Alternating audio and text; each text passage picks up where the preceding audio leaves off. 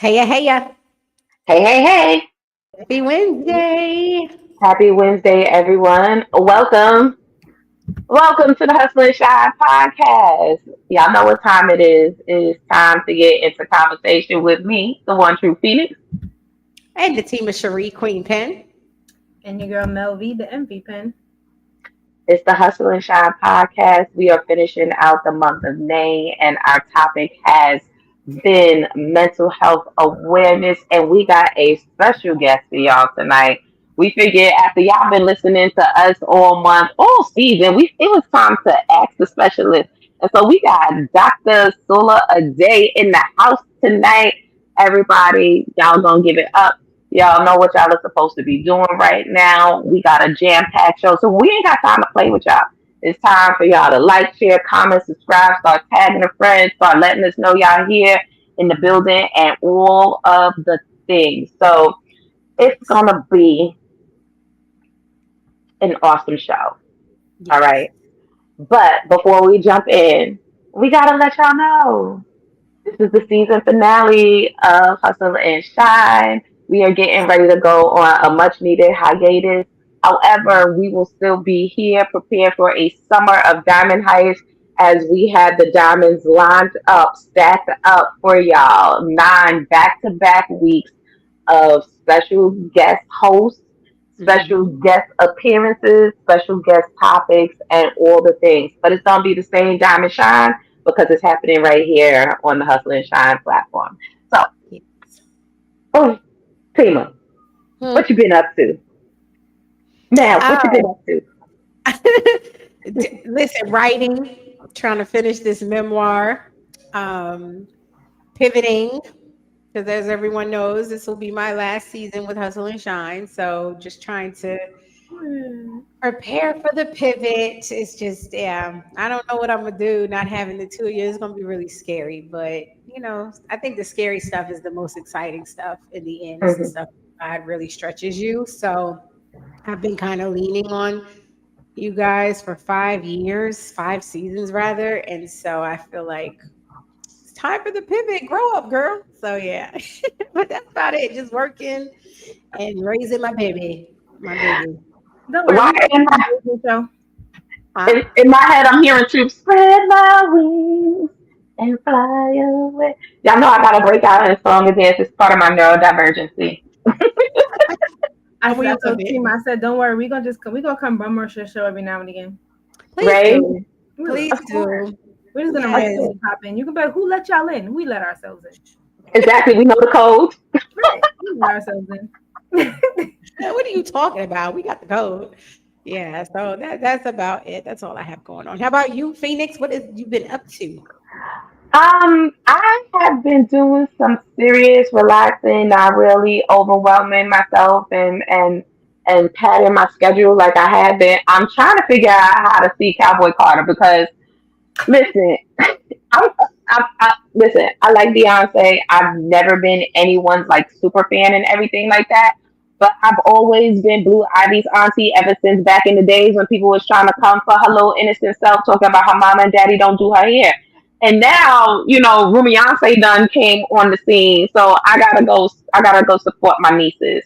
So I think I'm heading to Vegas at the end of July to see them when they close out. Yes. Come I on. think. Okay, If all y'all right. want to support, if y'all want to support my Cowboy Carter fund, I'm gonna try my cash app because I need me a fit and I gotta buy plane tickets. So I'm done. Oh my gosh. Girl, listen, you can give it a couple of weeks. It's going to be on Netflix, but I get it. Okay. I hear it's nothing like being in the room. And I mean, I'm not a fan, but I hear that it's an experience. Like, I hear that yeah, you will get your I hear money's it worth. is. I don't have $500 to pay for that experience. So. I'm not paying $500 either. I'm sitting in the rafters next to Jesus for 152.50, And that's but I'm still in terrible. the building. That's terrible. That's $150 to sit outside. Right. That's okay. I was in the room when it happened. The tailgate, you got a tailgate ticket. Like, All right. So Mel, Mel, we ain't heard from Mel. Yeah, Mel, what's going on with you? Tick, tick, tick, boom. Okay. That is the topic. Listen, that is the topic. I'm here, man. I just, it's Yeah. it's an experience. Not the Beyonce experience, Just but life. the MVPen experience, apparently. Um, The life and I got in experience. free. Didn't Yeah. want a ticket, didn't ask for a ticket, but somebody let me in. I'm good. Over here dealing with the ramifications of Thanos. So I am after 6.5 years of being fully remote, I am back in the office Oh trying to pull my hair out. man. Um, Like every so day? Not even hashtag, hybrid? hashtag looking for a new job. So if anybody out there knows any open remote positions, I'll let you girl because I ain't gonna be able to do this too long. Dang. 3 days a week. Oh, But okay. So That's yeah, so bad. that's it not is too bad bad. at all. I've been fully 100% remote before COVID. Same. So, and there was no like inching into this. There wasn't like, oh, gradually. It was like Thursday. It was like effective next week. I was like, whoa. See you Monday. Per our previous Monday email. was a holiday. Listen, Oh, it's only email. right. Thank the Lord Monday was a holiday. So it gave me a little, but I was like, y'all just not even gonna like try to baby step me into this. Y'all just right back in. So today I went in for the first day and I was in purgatory. Aw. No, we're sorry. Well, I was gonna say, we're sorry. We're gonna send some good vibes for you to spread throughout the office. We'll I write don't some leave little my office. scriptures on papers for you. Yes, I all don't, those. Whatever it takes. I don't even Whatever it leave my office. Like I be in my office with the lights dim and the door closed. Like I'm really not here, people. the stay Don't. out vibes. The stay Yeah, out vibes. very Yeah, much. no. Listen, I remember watching a Super Bowl or the preparation for a Super Bowl sometime back, and Marshawn Lynch, every time he was at the press conference and a reporter asked him a question, his answer was, "I'm just here so I don't get fined." Mella's like, "I'm just here so I don't get fired." No, Listen, seriously, like really continue to act like I'm remote. Email me, shoot me on instant messenger. What your question is? Act like I'm really not here. She Like said, "Sadly, don't come in my office." this is an illusion. Okay, I All am right. really not here. oh, well, Mel, we hope it gets better. We hope you are able to adjust or find or something remote. I need Yes, to all those things. kind of move. They trying to put a halt in this because I'm like I gotta go. So now that y'all said I can't be remote, I gotta find a new job because I'm not staying. Yeah. I got to move, and August is around the corner. So Mm. anybody out there in Houston got some jobs for me? Let me know. I'll let you go. All right. Well, let's time. It's time to get into this show. So tick, tick, tick, boom, right? We're going to be discussing today with our special guest um, the cycle of and phases of mental health and breakdowns, going through the where do mental health issues and disconnects come from? What do they look like as they are unfolding in relationships, both personal, interpersonal, platonic, romantic, familial? And then once those explosions happen, like how do we clean it up? Not just the person who had the episode, but those loved ones around them. So Dr. Shola Ade is a psychologist and is the founder of MBS Complete, a holistic healing center rooted in the practices that emphasize the empowerment of the African diaspora. She is a yoga teacher, transformational life coach, and a Reiki practice practitioner. Say your words right, Tiffany. She is our expert tonight, and she's going to be sharing all the gems. Let's bring out Dr. Shola. And then she's gonna correct me if I've been pronouncing her name because I think every time I've said it tonight, I've said it a different way. The Shola, Shula, the only one I'm getting right is the a day part. It's okay. It's okay. Welcome. Thank you, thank you, thank you. I am so excited to be here. Yes, welcome. Yeah. We're so glad that you're on the Hustle and Shine platform. Gems and gents, y'all go ahead and show our guests some real love. Y'all know how we do. Go ahead and drop those diamonds, those gems, those hearts, and those thumbs up to show that you are glad she is in the building because we surely are. We know it's going to be an amazing show. All right, Tip, I'm going to let you take it over. Did take it back. So, Dr. Shola, I just gave the people like the brief snippet, pulled it right off of your company's website when the like get to know me section. But tell the people who you are. Oh, I'm a lot of things. All the things. I'm all the things. So I am trained to be a clinical psychologist, licensed in multiple states. All that means is that I just know a lot of stuff about research and books and the stuff that they teach you. And, we spend 5 to 6, 7, sometimes 8 years learning. But part of what I do in my clinical work is I deal with a lot of people who have experienced some type of trauma, whether that is intergenerational trauma, cultural trauma, childhood trauma, sexual trauma, just the whole experience. I also do a lot of couples therapy. That is my niche. I'm working on a book for couples, yes, and relationships and conflict resolution. So that's my home. Matchmaking, dating coach, as you said before, yoga certified. I don't teach yoga, but I use it personally. And a lot of meditation, of course, is incorporated with that. And I'm also an artist. So Shola Ade is actually like my artist name, my painter name, my like model name. Yeah. Dr. Show is my sort of like in between professional, but also like, homegirl doctor name. And then Dr. Shola is my more professional name. So you're good, Tiffany. I have a lot of different variations of my name. And my full name is actually Shola, which means God gives abundantly. Right. So again, just definition. I got a lot. I got a lot going on. All right. Well, it sounds like Dr. Show is who is in the house tonight, and we are so happy to have you. Thank you for the random pop into your DMs. I got your number from a trusted source when I said I was looking for a guest.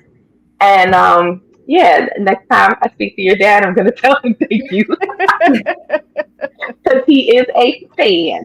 All right, so let's get into this conversation. We're going to start with it at the beginning. And you said in your practice, in your work, you specialize in trauma and different variations of trauma.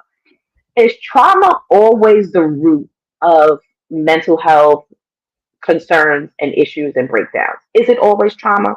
Because people seem to think so. That's an interesting question. I don't want to say that it's always trauma, but it often can be the root.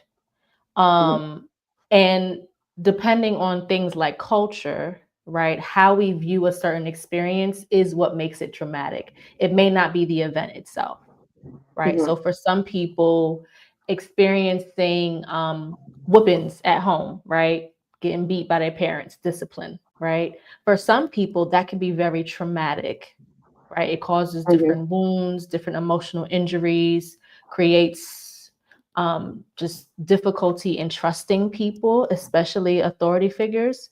Whereas for other people, that's like, it wasn't nothing.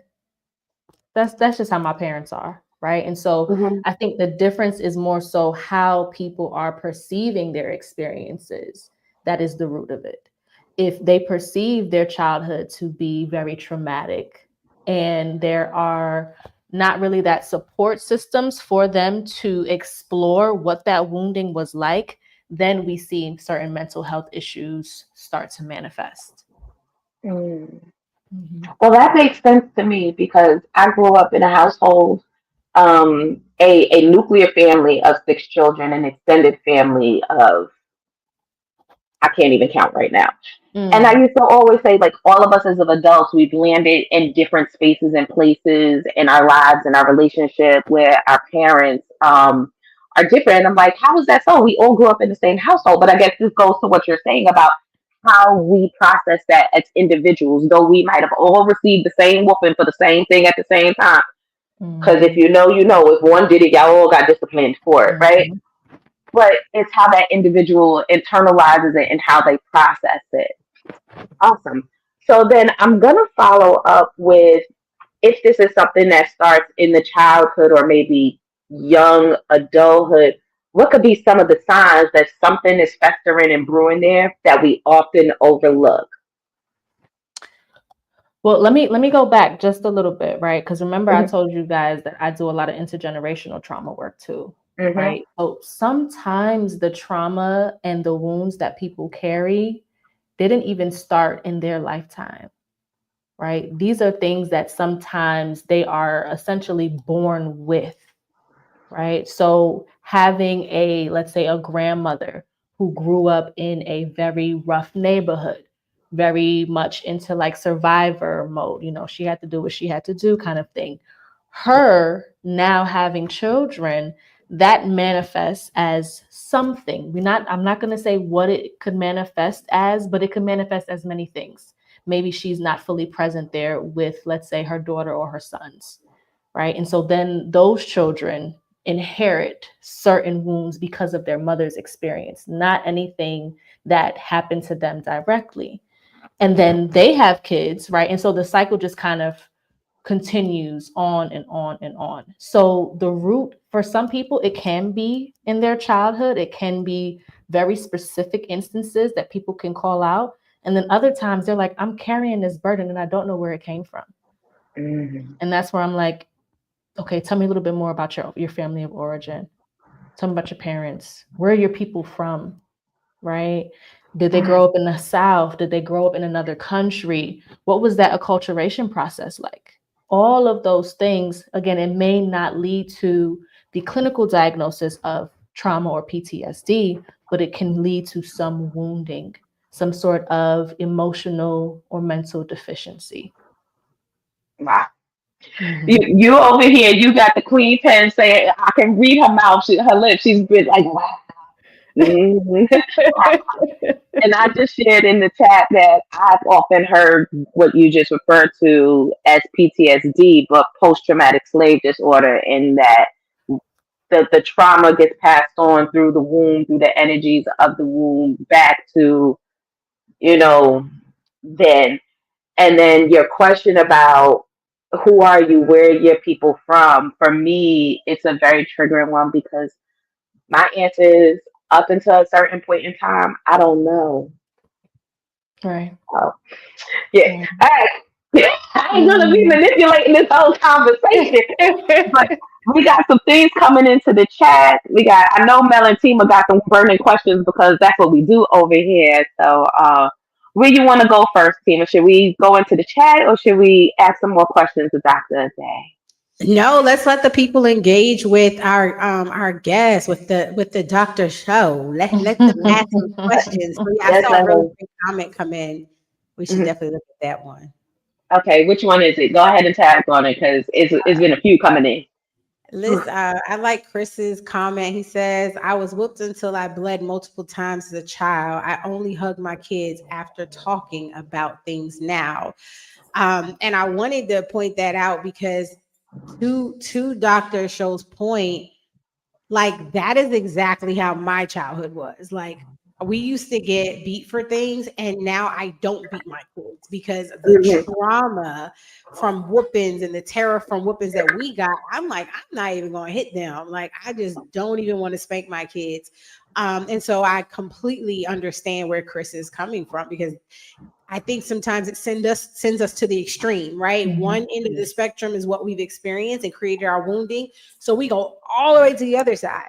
Now my kids, they don't listen, they don't take me seriously about nothing. They be like, please, she's not going to do anything because I don't spank them.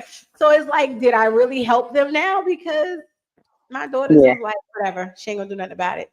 So it's kind of like, dang, you win some, you lose some, no, you lost this one. So yeah. But anyway, I just want to point out his comment. Any other comments we want to take a look at? Any questions for the doctor? Listen, if y'all have questions, drop them here. Do not forsake the opportunity to get some really deep questions asked. Don't put your business out in the street. You know, if it's something more intimate, then send us a message at info@diamondwriters.com. We promise to get it to Dr. Show for you. But if you are comfortable sharing, go ahead and drop your comment or question in the comments rather. So yeah, I see you saw something too, Mel. Yeah, Go I saw ahead. one from Lily Mack. She said, I'm dealing with that with my 20-year-old daughter. She said she's the youngest, same parents, and she perceives her entire childhood as traumatic, and I can't understand. Wow. Yeah. Different. And so, yeah, I think thank you for highlighting that comment because again, it speaks to the unique experiences that we all have and the unique perceptions of those experiences, right? With young people of today's generation, there's a lot more openness about talking about mental health. Not only that, a lot of openness about talking about parenting styles and how certain parents parent. And so there's a piece where maybe as a parent from a different generation, the things that she experiences, you may be like, girl, you got it good. What's the problem? Right? But because she lives in a different time and she lives in a different world, essentially, she's going to maybe experience her life in a different way. And so to that parent, I think it's important to just be open to hearing her perspective, right? A lot of what I talk about, even in my relationship resolution work, is having the empathy, right? Not that you agree with the experience or that you agree with how the experience is being framed, but more so, I hear you, I see you, right? I use this analogy of putting on their glasses. Let's take off your glasses that you have and let's look through their lens. They may see the sky as purple because of their lens that they're wearing. You see it as blue, right? So it's like, you know what? Give me your glasses. Let me see. Let me see what you're seeing, right? And so from there, you create a connection of resolution and understanding. And the best thing for that child maybe is just to hear, you know what? I get it. That's not my experience. That's not my, that's not how I view it, but I can see how you view it in that way. Yeah. Yeah, absolutely. This is a perfect segue for us to go into our next subtopic of the ignition, right? We've often spoken on, because our platform is about healing and breaking generational curses and trailblazing and moving forward, that one of the things is honoring and recognizing what someone's truth is, right? We cannot tell someone what their truth is because this is all that they know. Even though we're all in the same show, right? We're all experiencing the same thing right now in this moment. How we're internalizing it, our individual perception of what it is our truth.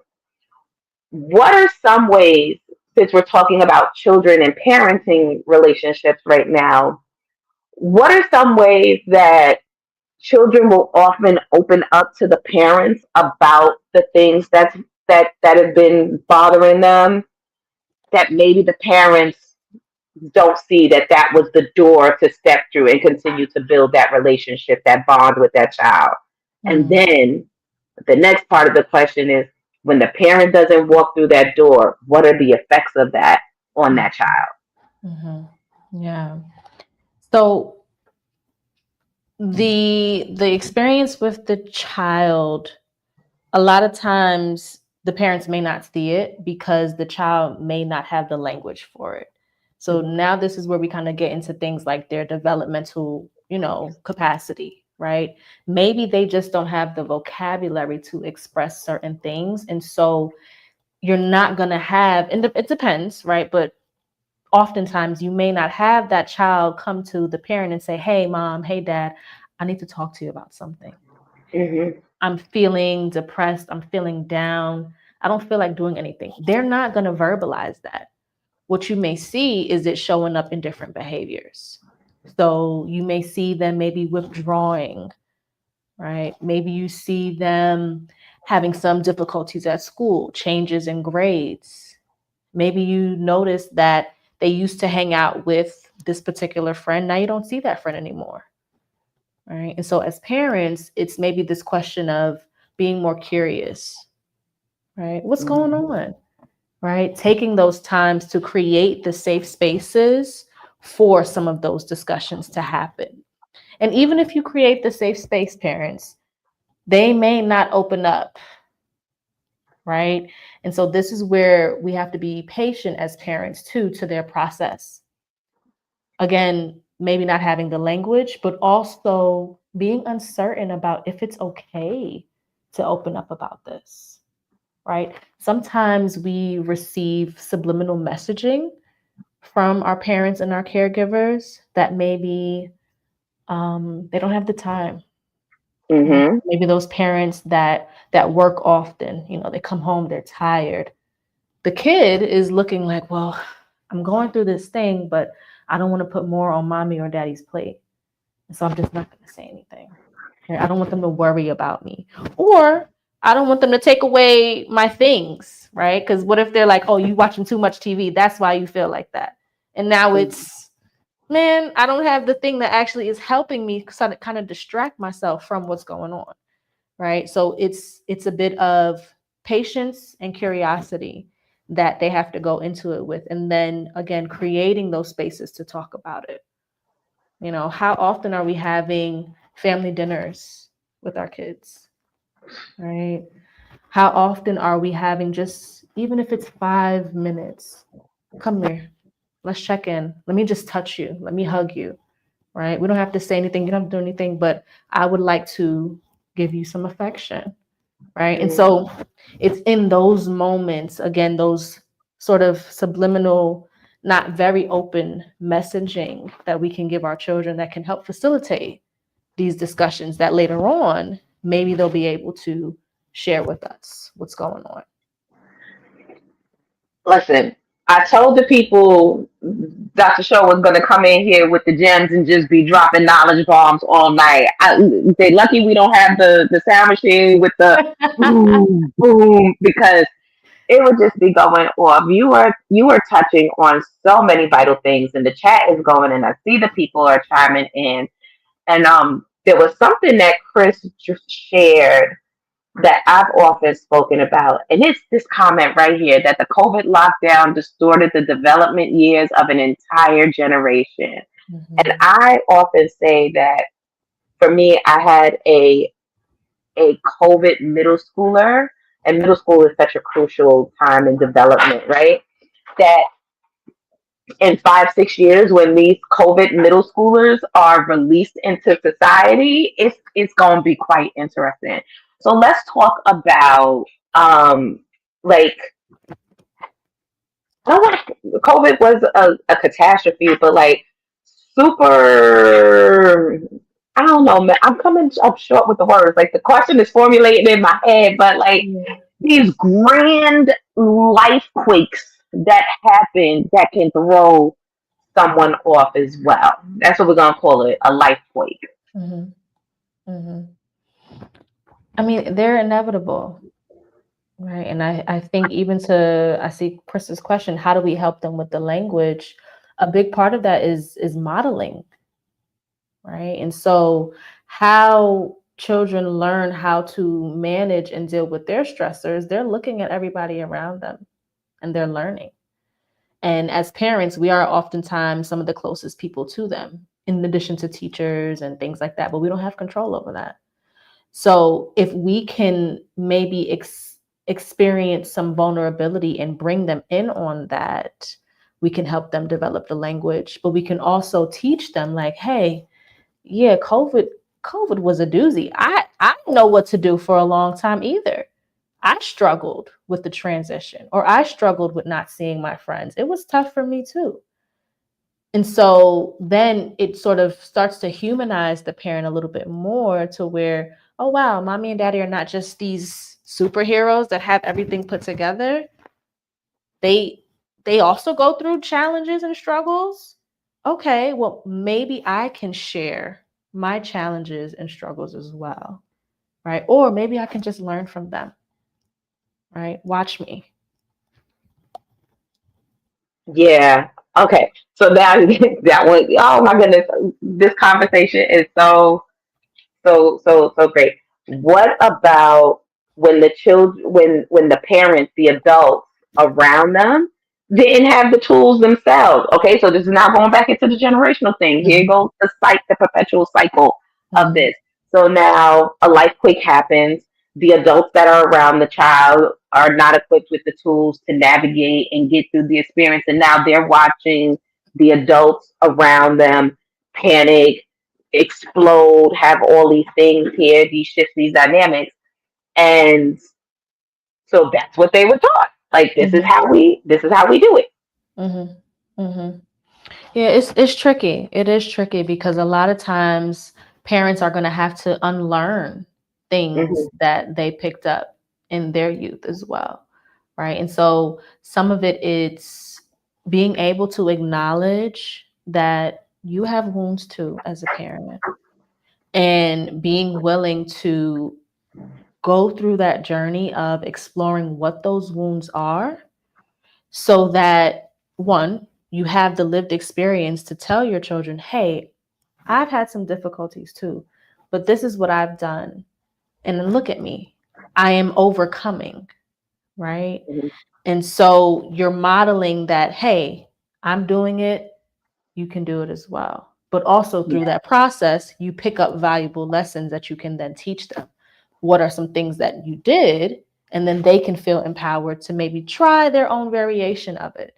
But Hmm. again, it's not easy, right? And I think, just sharing a little bit of my own personal experience, I made an intentional effort to want to strengthen the relationship that I had with my parents. And so, Hmm. because of that, I had to be honest with them about certain things. And through that honesty, we've had tough conversations. Hmm. And then from those tough conversations, they take the time to kind of self reflect.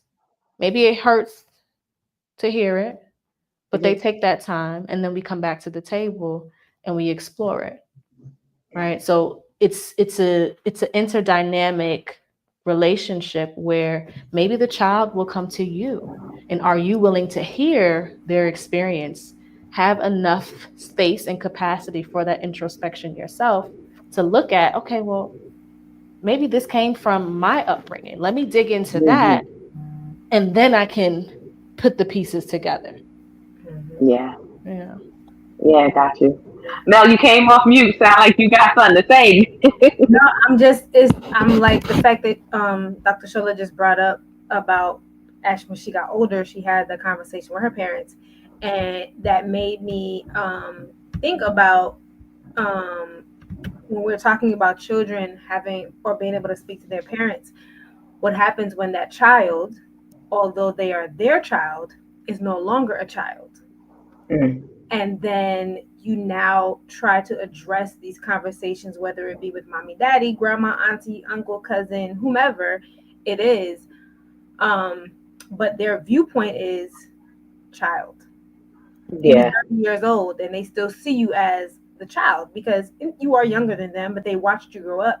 So even in trying to approach them or have a conversation, you know, trying to address certain things or certain things for them, it's almost as if you're being disrespectful because they still want you to address them as the child. And Mm. although I may be your child, I am no longer a child. And Mhm. it's like, so the conversation that I'm bringing, or my frustration, or my hurt, or my anger, that's not me being disrespectful at this point. This is everything that I didn't get to say or didn't know how to say to you as a child, or that I could not say to you because I was a child. And at that time, I was a child. So I had to abide by, you live under my roof, this my roof. You do. I was confined by those restraints. But now that I'm not, how do I? It's like I'm addressing you as the child, Mhm. but not as a child. Mhm.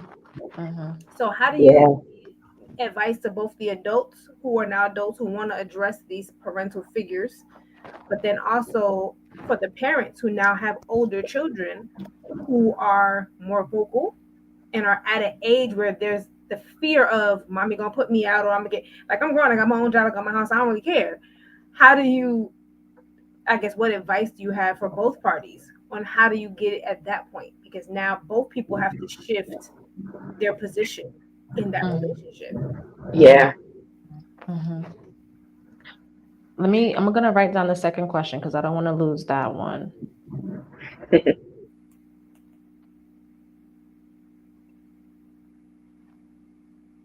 Okay. So what I will say is there's a couple of ways to approach this. One way is recognizing that we sometimes enter into conflict resolution spaces with certain expectations, right? And so I oftentimes tell people to be aware of what your expectations are going into this conversation. If you are expecting an apology, right, maybe we need to shift that because we can't control if they are going to acknowledge and be accountable and apologetic for the things that you come to them with, right? And so when you shift that expectation around wanting, let's say, an apology or some type of accountability, we also kind of protect ourselves from additional wounding, right? It's like, dang, ma, like y'all still not getting it. I'm still not being heard, right? And so instead of maybe going into it with that expectation, putting it back on self. Okay, my intention for this discussion is to just talk about my experience. If I can talk, if I can muster up the courage to say what I need to say, that's good enough for me.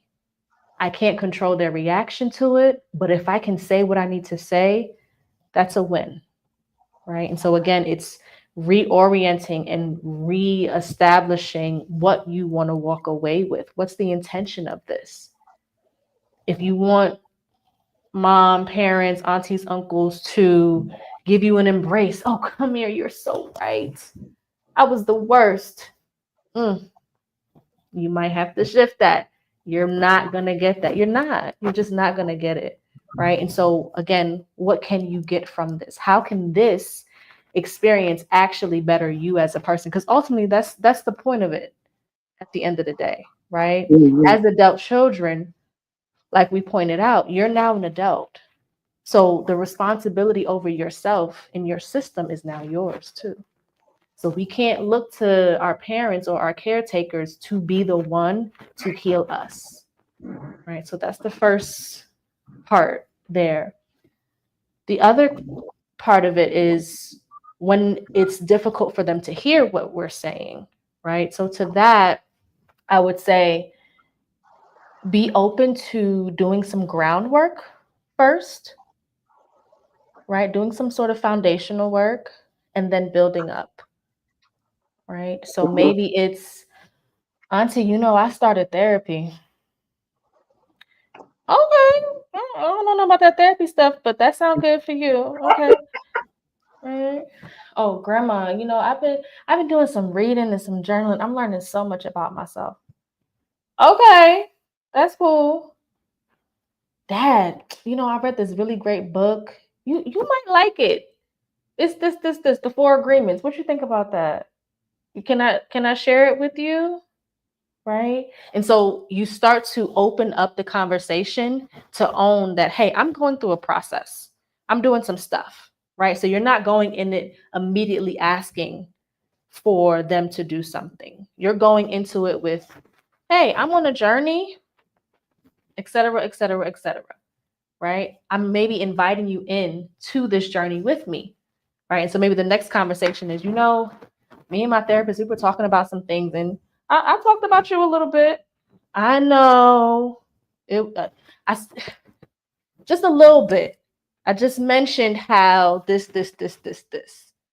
Oh, why are you talking about my business? Maybe we could talk about this another time, right? And so there's another little advice there. When you notice that the conversation is going beyond where you intended it to go, you have the right to pause it. you have the right to stop and say, you know what? Maybe you don't have the capacity and I don't have the capacity for this. Let's come back to it. Right. And then as you continue to set that stage and set that foundation, maybe the next big conversation is, hey, Auntie, is it okay if we go out for lunch? Can we go get some coffee and tea? I want to talk to you about some things. Right. And so at that point, you are inviting them in, but you're also asking them, right? Do you want to join me in this? I would love if you were there. Now, again, going back to what I said in the beginning, don't make it their responsibility. If they say, no, I don't want to come, that doesn't mean your healing has to stop. You can still heal wounds without receiving something from the other person who hurt you. Yeah, right? Let that marinate. Yeah, I think you just stepped on a whole bunch of toes with that one. Just because they said no does not mean your healing stops. Because I can see it in my own self that, you know, me opening up and being vulnerable to somebody about a situation, whether I was looking for an apology or for the accountability or whatever it is. As soon as they were like, nope, I don't want no part of this, I was like, oh, okay, I guess we're not doing this, and put it on the shelf. But it's not it is a we thing, but it's more about a me thing. And that doesn't mean I have to stop processing, right? Mm-hmm. Maybe I process it a little more, figure out a different way to come back about it. But oftentimes we're like, oh, we shut down, never mind, mm-hmm. and just leave it right there. So Mel and Dr. Show, were both questions asked and answered? Because there was a question that was coming through that we wanted to shift and move with. Yes, both questions was answered? Okay, Mel said yes. Okay, great. All right. Queen Pen, come to the mic. Okay, so first of all, that was a bar. I hope someone dropped that in the comments. We need to put that on a t-shirt or journal cover page. Like that was okay. So my question is definitely going to be a conversation shifter. So I just want to kind of set this up for everybody, those listening, as well as for you, Dr. Show, because oftentimes we are asked why we don't do more for the men. And we are champions of men here. We love men, okay? Especially the chocolate bearded tall ones, okay? We love them, okay? We love all men, seriously. And we love being supporters of their healing journey, but we are not called to men. We're called to the women in the men's lives who need some support. However, I was reading this article and I was reading an article and it was talking about how, unfortunately, men are not receiving the same psychological safety as women. There are a lot of organizations for women, and not just Black women, but women. There are a lot of organizations for women. There are a lot of safe spaces for women, and we're not doing that for men. And so men are not processing their mental health issues. They're not dealing with their emotional wounds. Instead, it is being mistaken for criminality when really it's just undiagnosed, mental wellness. And this is what I was reading this article, but then I was watching a sermon by one of my favorite people on the planet, Dr. Anita Phillips. And she said that men are more likely to fight their way from depression to anger because they are not allowed to feel depressed. Like, men are not given spaces to say, I'm depressed, I'm tired, I'm overwhelmed, because the response from not just women, because we got to do better, ladies, but the response from society and families and culture is man up, as if feelings of anxiety, depression, dis-ease are gender specific. And so my question for you, I shared all of that to say, to kind of build context around my question. My question for you is, what are practical things that women can do to really support men when we recognize that they may be having a mental health episode? And it doesn't have to be schizophrenia or any of the extreme ones, But when we notice stress being overwhelming or anxiety or depression, how can we do better at creating the safe space and not just pointing them, go to therapy for that, go to the altar for that? Like, what can we actually do to support that? That's a great question. And I really appreciate you bringing that to the space because of my research is around men and how incarceration trauma has affected them as well as their families. So love to center men. A lot of what I even do in my work, or what started me in this work, was seeing the number of suicides in men, especially Black men, melanated men, right? And so I'm like, I come from a family of mostly uncles. I have 4 brothers, right? No sisters. And so, this really speaks to me. As women, I think we have to listen more, right? I think a lot of times we are quick to dismiss what they have to say because there's a certain perception about them. I don't know what that perception is. That's for you in your journal, right? But whatever perceptions you may have about men, dig into that so that you can listen without restraint. I watched this, I can't remember what her name is, so I can't give her a proper credit, but she talks about waiting 20 seconds before responding to something that a man says. And I tried it, and when I tell you my husband was just sharing, and I said, "Oh, you talk. You got a lot to say." Okay. Right? And it's always at that like 10-second mark where I'm like, okay, I want to jump in, but it's only been 10 seconds. And then he starts again and continues his thought. Right? And then he goes to this point where he's like, all right, I'm done. And I'm like, okay, cool. I heard it. I reflect back. I'm like, oh, that's interesting. Right? So it's the listening part. I think we can do more listening. And then also we have to recognize that they may not have, again, because of society and the stigma, they may not have certain vocabulary to express, right? And so even questions like, how are you feeling today? It's like, oh, I'm good. No, baby, how do you feel?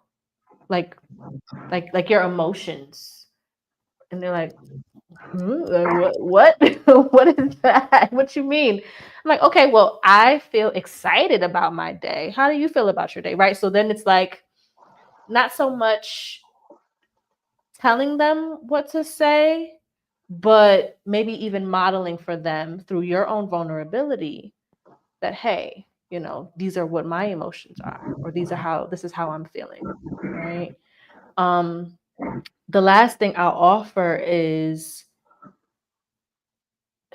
and yes, so your question was, how can women support men?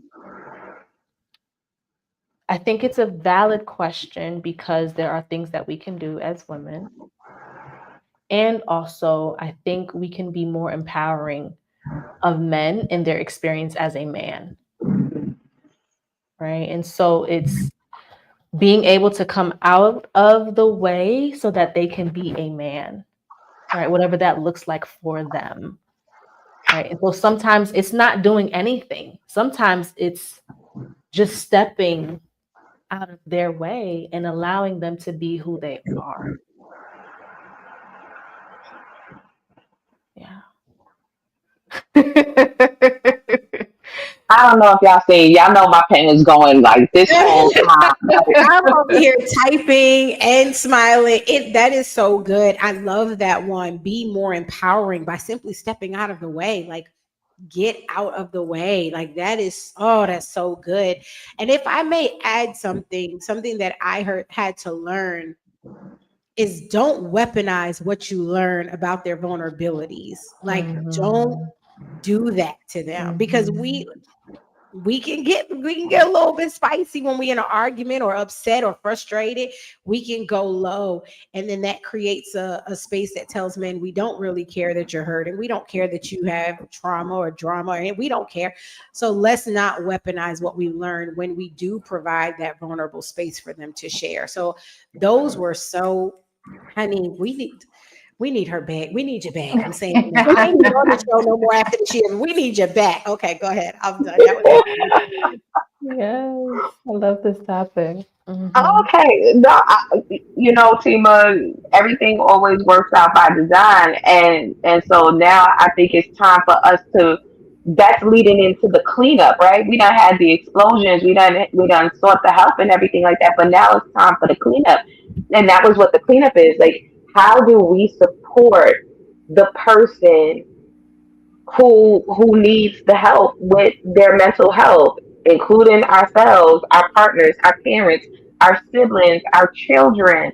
Like, truth be told, if you ask me, I think everybody needs to see a therapist every now and then just to process. But that's just my own 2 cents and my unprofessional opinion.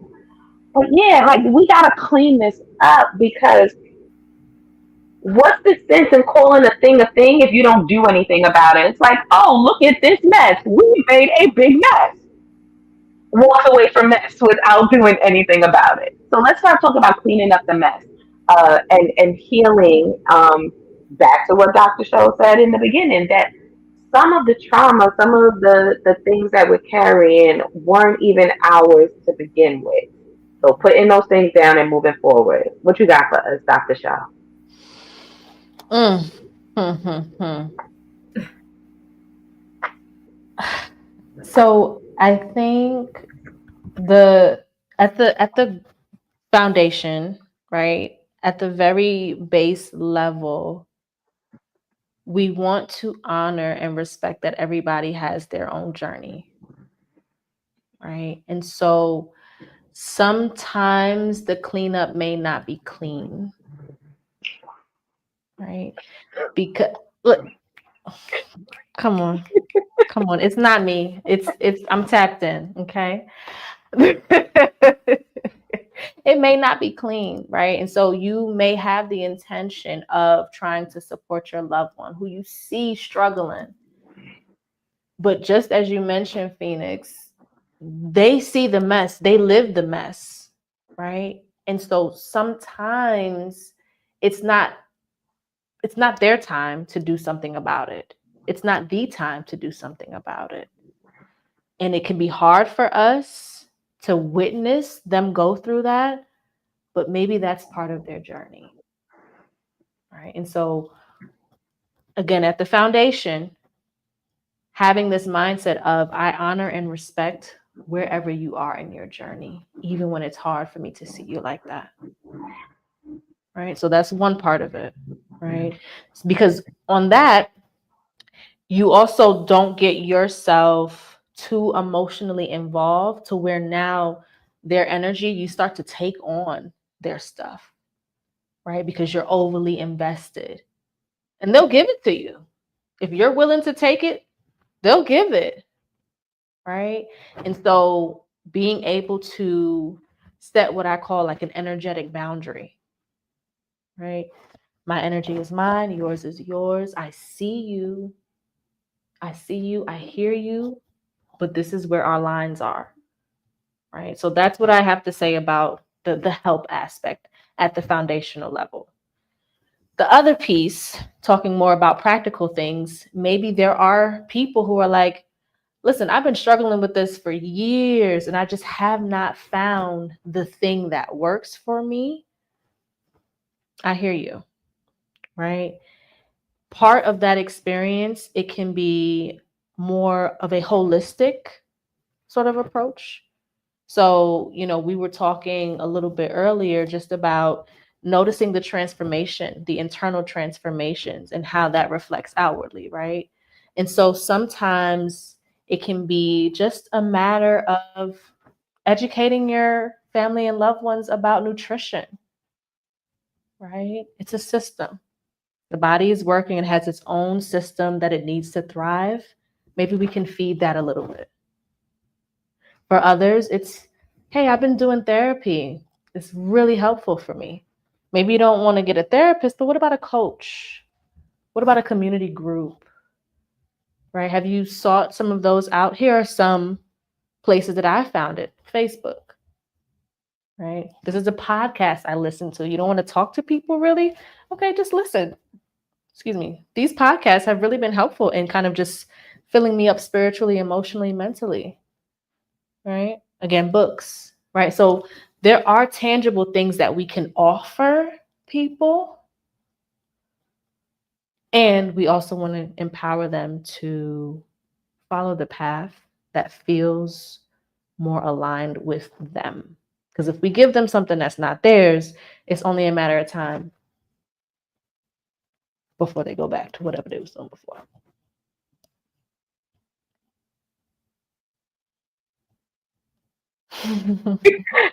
We've all been muted because it's like we are so linked into and cued into everything it is that you're saying. Like we're sitting at your feet, like just teach us. And so many things are coming up. I want to hop back into the comments real quick. So I forgot to tell you during pre-session when we begin to wrap up the show, we do something called Here's a Gem, where we drop our final thought, like our ultimate like mic drop, boom.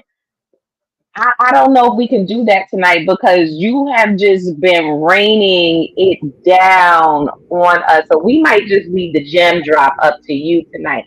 So I don't know if there's something that you haven't given the people yet, but if it is, get ready to give it to them because we're gonna wrap this up. I'm gonna hop into the comments. First of all, there have been requests like how do we get in touch with you? Yes, bring you back. So I have dropped your website, I've dropped your email and your contact, your office telephone number. Your phone might be ringing off the hook when people are like, are you taking this insurance? Can I get on your calendar? Listen, I'm over here like, are you taking new patients? Because I might reschedule my appointment off as soon as the show ends. Yeah, but here was a comment here. Dr. Shola, will you have a book about relationships or any sort? So this person did join on towards the later part of the episode and missed where you were saying and speaking on the book that you were writing for. And shameless plug, Transparent Gem Inc., which is the parent company of the Hustle and Shine podcast, is a publishing company if you are looking for one. But yes, tell us a little bit more about the book that you're working on. Do you need some case studies? Like, so yes, I am working on a book. It's specifically for couples in romantic relationships, and this is for people who are either in a relationship currently, maybe they're married, maybe they're just partnered, or for people who are single wanting to enhance their just knowledge and awareness of how to be in a relationship and how to navigate conflict. So that book is coming out October 2025. So we're going to have to just have you on for your book. Really. Excuse me, Queen, here goes an author from behind the pages that you need to bring on. There we go. Look at that. We're going to have you on Hustle and Shine and Behind the Pages. Yeah. On all the shows. Love it. At the moment, I do want to say this. At the moment, I am not taking any clients. I am preparing. I know, Mel. I know. I am preparing to go on maternity leave. So I'm going to be taking a little hiatus. But I will be back in the fall. Okay. Yeah. Well, we accept that. Oh, thank you. And then this Sunday, I'm actually going to be on Woo talking about relationships and resolution. So there can be some additional support there if you would like to join that. Okay. I'm going to pull up the link and the information on that because we're going to give you an opportunity to finish out talking about what that will be. Is there, because it's 9:00, it's the top of the hour, is there anything that you want to give the public, give the community who have been sitting here listening on something that they could do right now, like when they log off, something that they could do, whether it's go in that room and give that 10 seconds to their partner or whatever it is. give the people a gem. But first, Mel, give her graphics. Absolutely. Gotta give her graphics. Hold on, my computer's being retarded. Come back. Here we go. Give her the graphics. Oh, Why? here's a gem. Yeah. Alrighty. So what's coming up is love on yourself, right? Before you go to your partner and give them that hug, take a moment and just embrace yourself. Take a moment to just be. Maybe give some gratitude for your being here, being present. And then give to others, right? We want to pour from our overflow. So love on yourself a little bit more this evening and moving forward so that you can be an abundant source of love for others around you.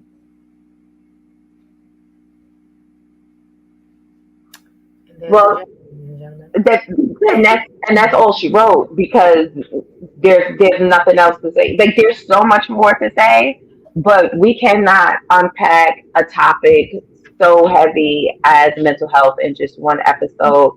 We've been doing it all month, and we, like I said, we wanted to close out with some expert advice, some expert words on what it is, and you all got them. You're asking for them again. I dropped where you can see Dr. Show.